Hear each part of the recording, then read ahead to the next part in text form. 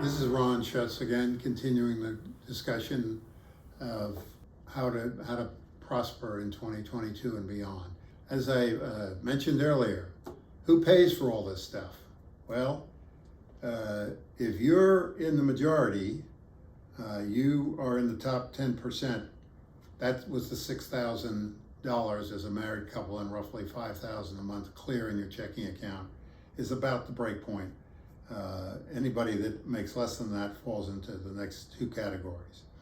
And that means that 10% of the people are picking up 70% of the money being spent. The other 40%, the next roughly 40%, pay about 27%.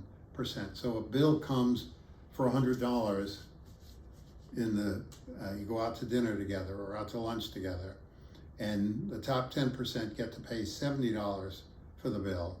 The next four people pay $27, and the rest of the people, roughly five, pay $2 towards or $20 towards the bill. 2%, less than 2% of the taxes.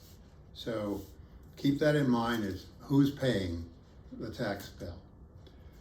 Now this, with the 5 challenges that I talked about, is a discussion of how we perceive risk and safe money.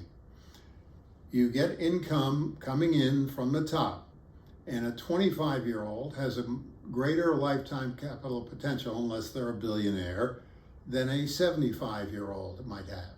And the first thing that usually happens is they say, defer part of my money into qualified plan contributions, and that generally goes into the risk category. Now the risk category is where you're going to hit sandbars. Some of the sandbars are minor, some of them are major, some of them can occur when it's okay, and some can occur when it's not okay. So for example, a 75-year-old couldn't take a 40% decline in the stock market like we had in 2008, but a 25-year-old could.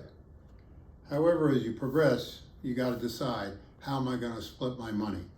Now we suggest as a starting point 80-20 as a split, and you will see on this chart that there's an arrow showing 20% being diverted up, and that's towards the future. If you don't send money away to the future, it won't be there. And you got to decide how you want to split between risk and safe. You should always have money for emergency. And what we'll do individually is we can help calculate that. And if you're a business owner, and particularly in the construction industry, you got a lot of dollars at risk every day as a business owner. And then you'll see down the bottom that tax filter. And that tax filter can be $40 on every 100, it can be $20 on every 100, it could be something less or more. What's left goes out to support lifestyle as you've chosen to decide that.